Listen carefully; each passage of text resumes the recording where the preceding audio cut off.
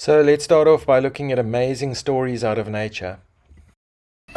He goes out for his flights daily. Because of all his injuries and his age, we hold him. We fly him into the kitchen. Statler, you want to pick something? To the huge bowl of snacks and let him grab his snacks. He looks around like he's actually flying. Maybe he's thinking about his younger years. Statler is 33. We do believe he is the oldest living fruit bat in captivity. We acquired Statler in 2018. He had some trust issues and he was a little standoffish when we first got him. He's got some spots on him, but we think he's very handsome. He's got just so much love and life. You could just see it in his, well, he has one eye. And we don't know why he has one eye. It's a big mystery. We give him a warm sponge bath in the morning. We also take him outside on nice days to sunbathe. As soon as he gets outside, he's hanging on to your fingers with his feet and just grooming away like he's young boy again out in the trees. He'll either groom or he'll just curl around your arm and just lie there and go to sleep. He's made friends with Starly, who is another Indian flying fox. She's pretty. I like her. One goes to bed, then the other two follow. And it's so funny because they all in the morning are out of their hammocks and they're all face to face hanging like they're having a morning meeting. And now the trust and the love and the appreciation you feel like he's showing when you're doing things for him. Yay! I'm just so privileged to be a part of it. I love that bat so much.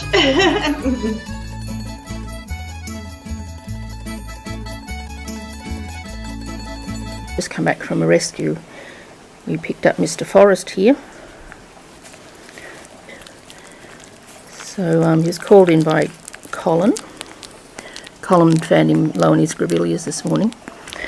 So I think what's happened is that he may have come in to feed on the grevilleas and there just simply wasn't enough room for him to take off. It was quite a small yard.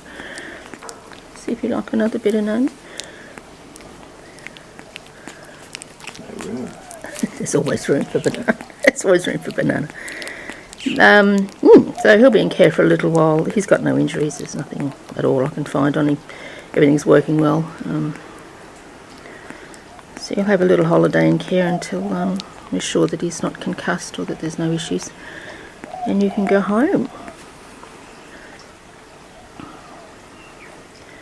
Then we can get you some juice. Would you like a bit more banana? A little bit more banana? Oh, yes, please. Yum.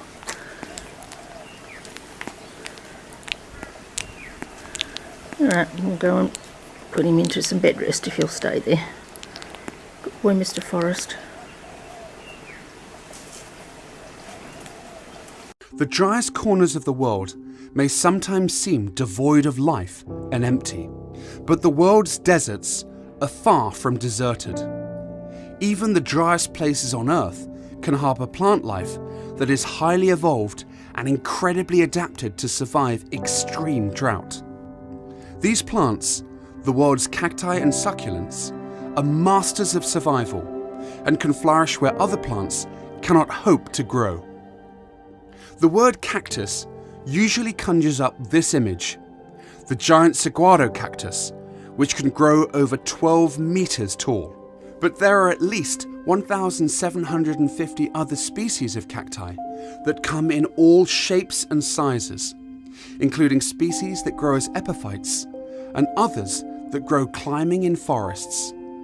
All species of cacti except one grow in the Americas. The exception is the mistletoe cactus, Rhipsalis baxifera, which grows across Africa and into Sri Lanka. To survive in extremely dry environments, cacti reduce their surface area to minimize water loss through evapotranspiration. As such, many cacti do not have leaves in the conventional sense. Instead, Their fleshy stems do the job of photosynthesis.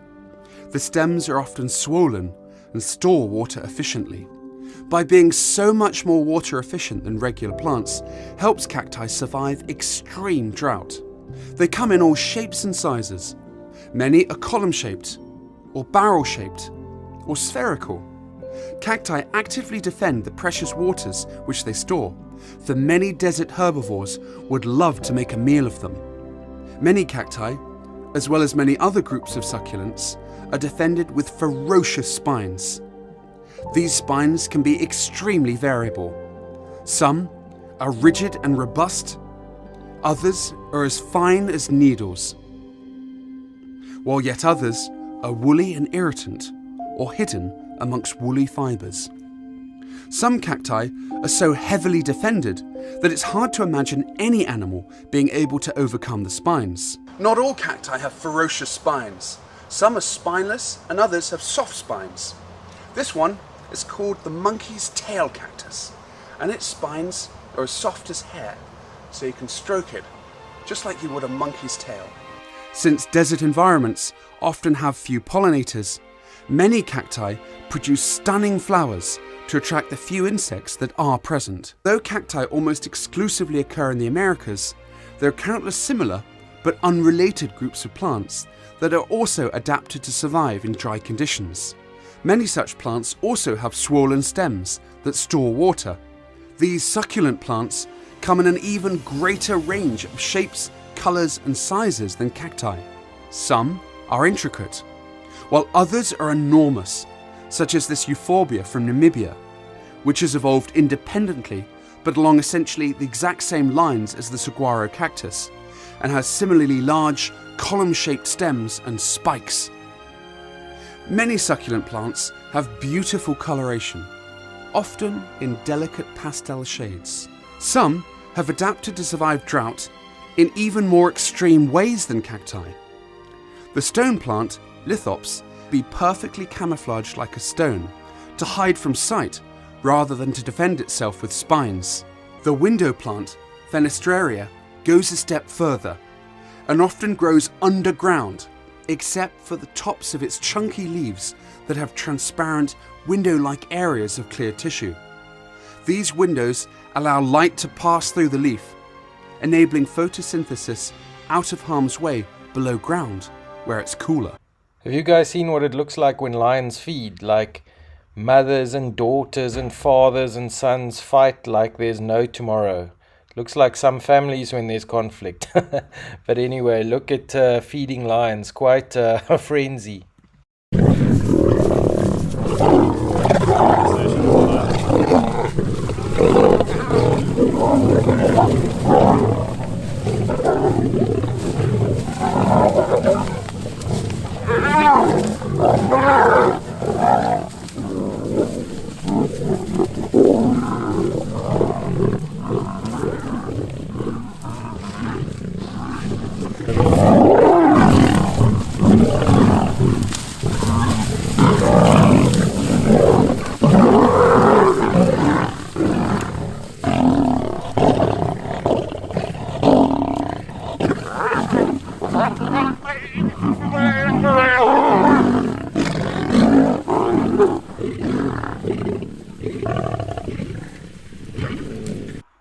So, don't raise your voice and prove your argument. Look how Socrates used questions to get answers. Socrates, one of the founding fathers of Western philosophical thought, was on trial. Many Athenians believed he was a dangerous enemy of the state, accusing the philosopher of corrupting the youth. However, Socrates wasn't feared for claiming to have all the answers, but rather for asking too many questions. While he loathed formal lectures, the philosopher frequently engaged friends and strangers in lengthy conversations about morality and society. These discussions weren't debates, nor would Socrates offer explicit advice. In fact, the philosopher often claimed to know nothing at all, responding to his partner's answers only with further questions. But through this process, Socrates probed their logic, revealing its flaws and helping both parties reach a more robust understanding. These insightful questions made Socrates beloved by his followers. Two of his students, Plato and Xenophon, were so inspired that they replicated their mentor's process. These invented exchanges provide perfect examples of what would come to be known as the Socratic method.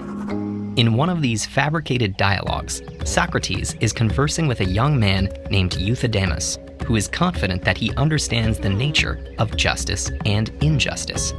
Socrates probes the student's values by asking him to label actions such as lying and theft as just or unjust. Euthydemus confidently categorizes them as injustices, but this only prompts another question. Is it just for a general to deceive or pillage a hostile army? Euthydemus revises his assertion. He claims that these actions are just when done to enemies, and unjust when done to friends. But Socrates isn't finished. He asks the young man to consider a commander lying to his troops to boost their morale. Before long, Euthydemus is despondent. It seems that every answer leads to further problems, and perhaps he's not quite sure what constitutes justice after all. In employing this question-oriented approach, Socrates described himself as a midwife, whose inquiries assist others in giving birth to their ideas. His method of questioning draws out an individual's unexamined assumptions and then challenges those biases. It doesn't always provide definitive answers, but the method helps clarify the questions and eliminate contradictory or circular logic. And by following a line of inquiry where it logically leads, both the question asker and answerer can end up in unexpected places. This technique isn't limited by the conversation's content, making it incredibly useful in numerous fields. Whatever your business idea, try and make it unique and creative. Look at this water. Even in water and small products, you can make it creative. Beautiful lighting, like in this water, can really make a product stand out. Wood, use design. Look at this knife here that also toasts the bread while cutting it. It's important to realize that you can become skilled on your own in anything and start a little business and have a real entrepreneurial attitude with whatever you're doing. Listen to Elon Musk say he does not require a university degree from anyone he employs.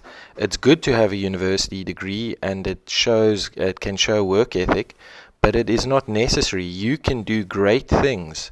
You can train yourself and build up amazing business without a university degree, and it's been shown many times. There's no need even to have a college degree at all, or even high school. If somebody graduated from a great university, that may be an indication that they will be capable of great things, but it's not necessarily the case. If you look at, say, people like Bill Gates or Larry Ellison, Steve Jobs, these guys didn't graduate from college. But if you had a chance to hire them, of course, that would be a good idea. Here's another book I bought, How to Make $100,000 per year thanks to YouTube. Social media is obviously very important to develop your business, and you too can have a channel on YouTube. This just shows that people without university degrees or that do not have the money for that are not necessarily sidelined. They can still do amazing things. Look at this girl, she obviously had a passion for singing, but she just started singing on street, and watch how her band grows and grows. Actually, she started just by herself, if I remember correctly, and then she got the second guy, and then you'll see in the later video clips, her band started to expand and her YouTube channel exploded from what I saw last. My mother say, "Oh, he plays guitar and sing," and I was like, "Oh no, mother, don't do that." And they people were there, "Okay, now play for us." I was like, I sing for myself. But then, you gotta get over all these problems, like the face, all the people staring at you when you're singing, and you do this many times, and you get over all this shyness. But anyway. Yeah, Radio Hotel California? Hotel California? Yes. Hotel California?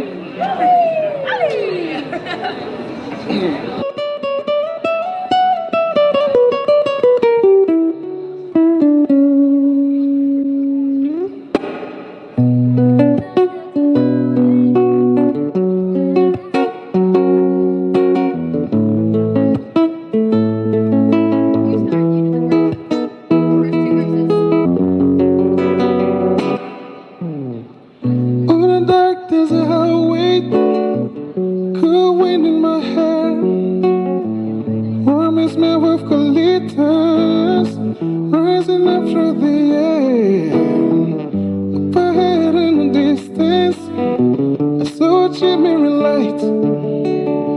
My heart grew half and my side grew deep. I had to suffer the night.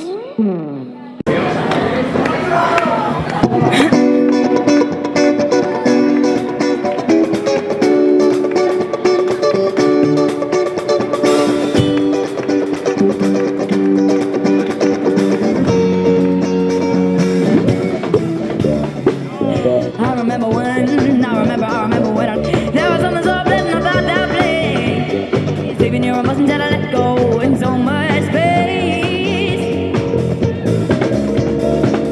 When you're out there without care, yeah, I was out of touch. But it wasn't because I didn't know enough. Just knew too much. And I hope that you're having time of your think twice. That's my only advice. Who do you think you are? Bless your soul.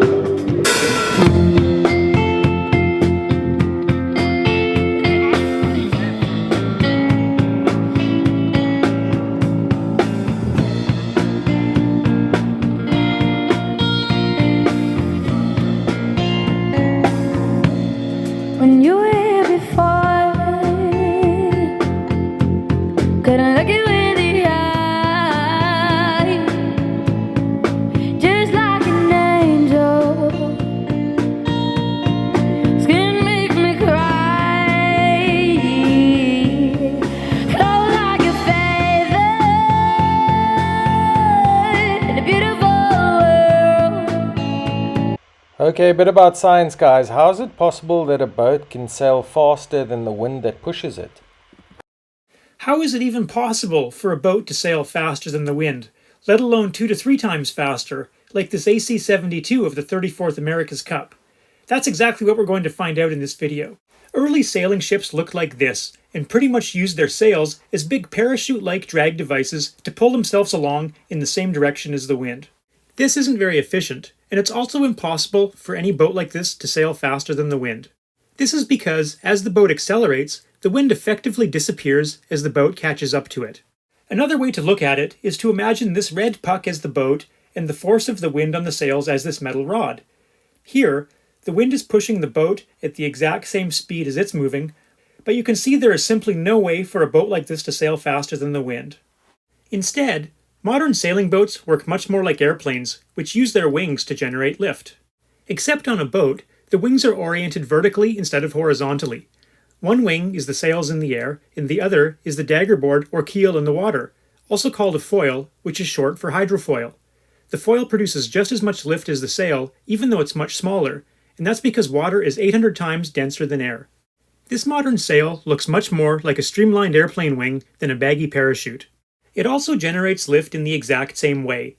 As the wind flows over a modern sail from front to back, the sail generates lift perpendicular to the surface of the sail, just like an airplane wing. But like the sails in the air, they also generate lift perpendicular to their surface as the water flows over them from front to back. Except, unlike an airplane, where the wings both generate lift in the same direction to lift the plane off the ground, the sails and foils on a sailing boat generate lift in opposite directions, and this is what propels the boat forward. To demonstrate how this works, we'll use our red puck again to represent the boat, but now we'll use 2 metal rods, one representing the force of the sails in the wind, and the other representing the force of the foils in the water. As the rods slide past each other, the puck moves forward. And if you look closely, the puck moves faster than the rods themselves. This is exactly how a boat can sail faster than the wind. The tighter the angle between the lift from the wind and the water, the faster the boat will go. And the faster the boat goes, the more apparent wind it generates to flow over its sails, which generates more lift, which makes the boat go even faster. And this cycle will continue until the friction with the water prevents the boat from going any faster. That's why the fastest boats have underwater foils that provide lift in 2 directions, a horizontal side force to counteract the forces of the sails and drive the boat forward, and a vertical component to lift the boat out of the water and reduce friction. None of this would be possible without high-tech materials like carbon fiber, epoxy, and Dyneema, which can create structures stronger than steel at a fraction of the weight.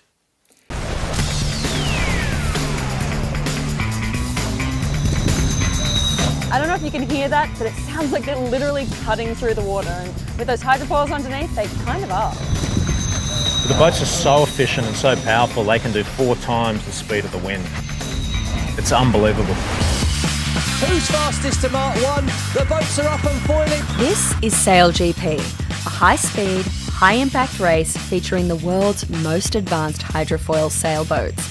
8 countries with 6 crew, soaring across the water at speeds of up to 60 miles per hour, all thanks to an advanced hydrofoil design that means these boats aren't cruising, they're flying. As the teams prepare for their final race of the season, we go behind the scenes to learn how these boats are designed and built to push the limits of physics and human strength. Here in San Francisco, the 8 teams competing in SailGP are putting the final touches on their boats ahead of the grand final. The world's best sailors are getting ready to hit the water in one of the world's fastest and most advanced sailboats. Isn't the power boat that you're taking out fishing on the weekend. The angles, the shape, everything about this boat is designed to get incredibly high speeds in the water. It's kind of like Formula One, but for sailing. Each F50 takes about 6 months to build. The carbon fibre design is based on the AC50 catamarans that were used by all the teams in the 2017 America's Cup. The wind power comes from a rigid wing. The wing is modular. The standard height for racing is 24 metres, but it can be scaled up to 29 metres on low wind days and down to 18 metres when conditions are more extreme. Crew members use these controllers to fine-tune the position of the boat on the water, correcting its pitch and the angle of attack. And about 1,000 sensors across the boat generate more than 30,000 data points, making this one of the most advanced catamarans in the world. While the electronics and sensors run on solar-powered batteries, the boat itself gets its power from the wind and the water, and those high speeds are all thanks to some pretty simple physics. So when you're watching a SailGP race, there is a lot of action happening on top of the water with the crew manically moving about, but the real action happens down here, underwater. Now, this is a hydrofoil. It's known as the dagger board. Essentially, it acts like an airplane wing, so water moves above and below this foil, which generates lift, lifting the boat out of the water, which reduces drag, and that's where you get those really high speeds. There are 4 hydrofoils on the F50, 2 curved dagger boards towards the front and 2 T-shaped rudders at the back. When the boat gets up to speed on the racecourse, you can actually see these foils lifting the hull out of the water. SailGP has been running for 2 seasons, with races in some of the world's most famous harbour destinations, from Saint-Tropez in France to Sydney Harbour in Australia. Here in San Francisco, the 8 teams have another iconic sailing backdrop as they tack between Alcatraz and the Golden Gate Bridge. In 2021, SailGP added a 6th crew member at the back of the boat, the strategist.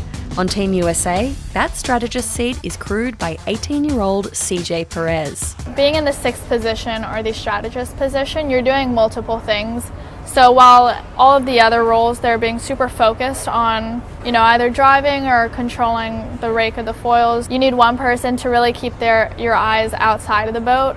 So for me, I'm looking at other boats around us, making sure that we don't crash into anybody, which has happened a lot this past season. During the race, there's no time for mistakes.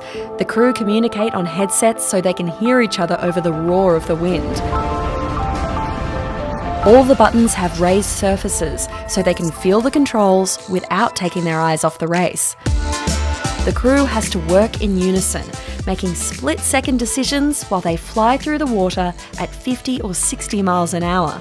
And if that wasn't enough, when they manoeuvre into the wind, the team has to run across the sailboat and drive from the opposite side. Swapping sides is probably one of the most challenging things on the boat when you're going at high speeds racing. There's lots of points where it's just super high pressure and everyone on the team needs to stay calm and collected. I think that's the point where the boat will go fastest. But the 8 countries competing don't just use the same boats. All the teams have access to each other's data. So Team USA can see the data of the Australian team, and Australian team can see the data of the British team. When they're on the water, each of these sailboats generates roughly 1,000 data requests per second. Everything from the angle of the wing, the load on the hydrofoils, even down to how many times a button has been pressed on the steering wheel. That adds up to 40 billion data requests in a single afternoon of racing. No matter where they are in the world, the SailGP boats feed all of that data back to an Oracle data centre in London. From here in the San Francisco Bay, the data team in London gets that information in 0.18 seconds. That crew in London is also controlling one of the 2 cameras on the boat, which can be moved in real time to capture the best angles of the race. The data gives the crew vital stats while they race. Surround yourself with people who talk about visions and ideas, not people that gossip, guys. The 2 most powerful warriors are patience and time. Be patient. Great things take time. Never start a business just to make money. Start a business to make a difference. A person has to make money, otherwise the whole business will not be able to carry on. But the main focus of the business must be to make a difference. Look at these people retraining wild birds. Birds maybe that came out of nests that didn't have parents, so they have to train them to fly and go back into nature. What an amazing feeling of joy and happiness when a person can do this, contributing to the beauty and the preservation of nature.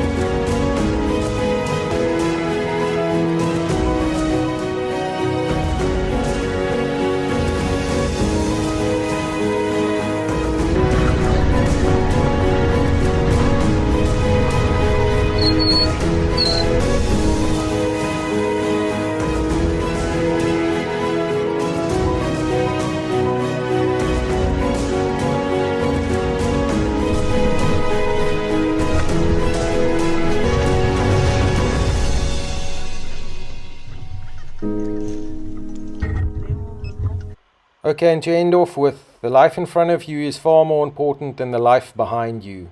Live for the future. Whenever you feel bad, remember Coca-Cola only sold 25 bottles in the first year. Never give up. Everything is hard before it's easy. Grow through what you go through.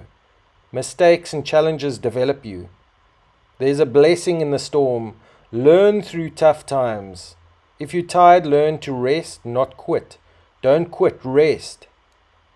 Dear past, thank you for the lessons. Dear future, I'm ready. Use those lessons.